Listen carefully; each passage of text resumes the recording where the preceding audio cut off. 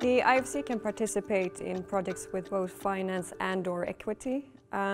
What's the split between the two sources? It depends on the sector. So within our sector, we're about 30-70 split, so 30% equity, 70% debt. Historically, the institution has come from a project finance, largely debt funding place, but over the last 10 years we've moved quite significantly into the equity space, so we're doing more and more transactions. Why is that? There's a number of reasons. The one reason is that a lot of balance sheets of companies or a lot of the risk profiles of companies are not suited for a debt repayment profile. There may be higher risk, maybe a very worthwhile project in a fragile or conflict country of Africa that simply hasn't got the structures in place yet that's going to enable it to attract traditional debt financing. But by putting in equity risk capital, we can fund that project and we can allow it to advance. Clearly, again, putting the private sector finance and development together, we would expect to see a financial return. We would expect the value of our investment to grow. So how big is the return if you compare it to a company's return?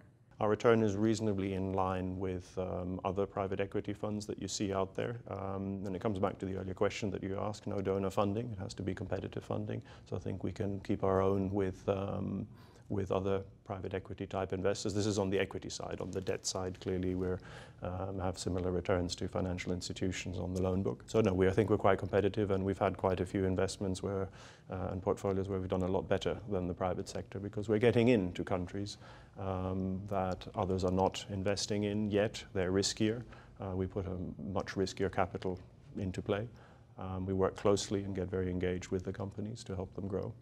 So we have pretty good results.